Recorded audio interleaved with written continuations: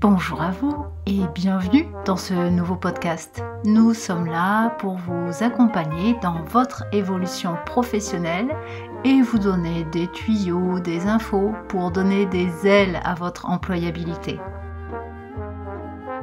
Voici une petite révision sur des points essentiels mais facilement oubliables lorsque on candidate spécifiquement sur les réseaux sociaux.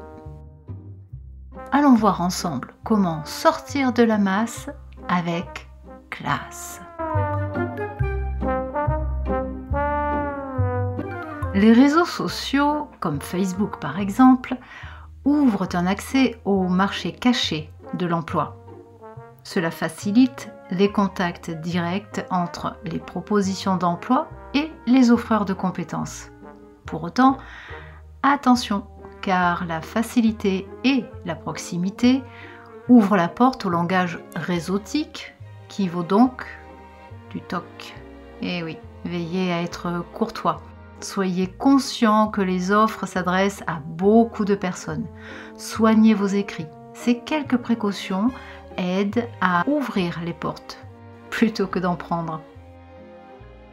La politesse n'est pas réservée qu'aux princesses.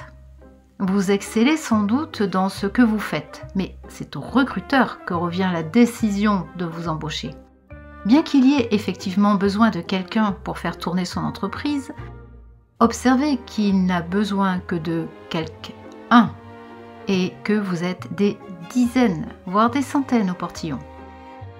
Démarquez-vous par votre courtoisie. Bonjour, merci, à bientôt sont des mots simples mais tellement efficaces pour établir une communication positive. Sur les réseaux sociaux, nombreux ont tendance à la mettre de côté. Faites la différence. Les réponses de type « C'est où ? C'est combien le salaire ? On se MP ?» sont bien entendu à proscrire. Comme le dit l'adage populaire, on n'a que 2 occasions de faire une bonne première impression. Le temps de votre recruteur, tout comme le vôtre d'ailleurs, est précieux. Son jugement, souvent rapide. Il veut trouver le collaborateur qui fera la différence. Soignez votre premier contact pour allumer la flamme et donner l'envie de vous rencontrer. Provoquer un coup de foudre professionnel, quoi. Le mode texto, ça fait rétro. Réservé pour l'époque où les messages étaient payants, on en est sorti. Si. Ouf, le style télégramme est définitivement démodé. Nicolas Boileau, 1636-1711, fervent défenseur du pouvoir de la raison, nous enseigne ceci. Ce que l'on conçoit bien s'énonce clairement, et les mots pour le dire arrivent aisément. Prenez le temps de penser vos propos et adaptez votre langage à la circonstance, même par SMS. Bannissez les abréviations, quitte à faire un peu plus long.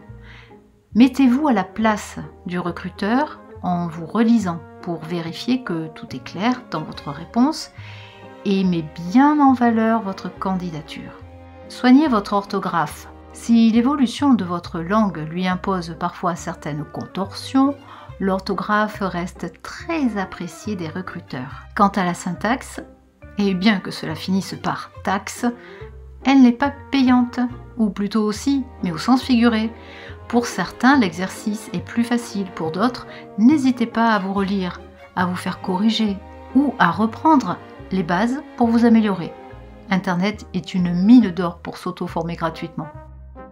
Et puis n'oubliez pas, il n'est jamais trop tard. Et voilà, c'est tout pour aujourd'hui. On se retrouve bientôt pour d'autres astuces qui donneront des ailes à votre employabilité.